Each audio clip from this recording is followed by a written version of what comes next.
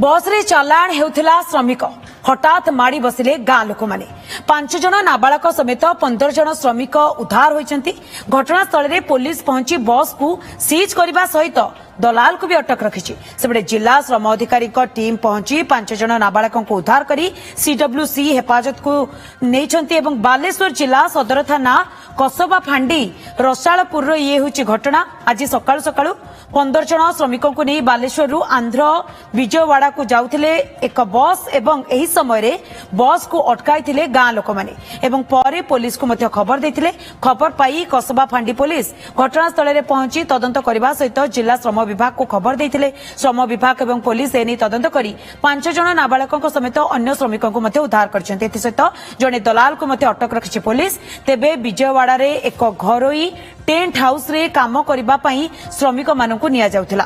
तेबे बस मालिक एवं संपृक्त टेंट कंपनी विरोध रे मध्य कार्यानुष्ठान ग्रहण कराजिबो बोली सहकारी श्रम अधिकारी सूचना दैछन्ते।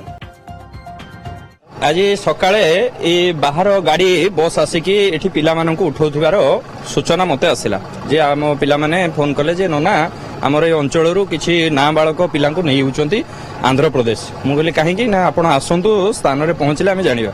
मु आसिकी पहुंचला परे मु कहली कोन हेछि के से नाबालक से पिला अछि आ भितरे से कहला जे मु कहली कोन तम घर कोउठी ना आम घर पाही मुले कहा घर छुआ पचारला पर से सब तथ्य देला परे कहला मोर के बापा मां नाहंती। तापर परवर्त समय से कहला मो बापा अछंती मां नाहंती। किंतु घटना रे मु देखिली जे ए गाड़ी वास्तव रे नागालैंड गाड़ी माने पिला मानन तो नेकी जाउथले जेटा चाइल्ड लेबर हमर आसुची तो पिला मानन तो बिलो 18 माने तो समाने कोनोसी काम रे लागे कथा न सति पय हमें से पिला मानन को नेकी हमें सीडब्ल्यूसी रे प्रोड्यूस करले तापर परवर्ती हमें तांको ऊपर जहां भी किछ आइनत भाबरे कार्यानुष्ठान नै परिबो। जे तांको मालिक अछन तांको ऊपर मते मकदमा जारी होबे तांको ऊपर मते एक्शन निया जिवो। गाड़ी भी सेटा भी सीज होबो सेटा तो पुलिस हमर अछन पुलिस भाई माने सेमने तापर स्टेप नेबे।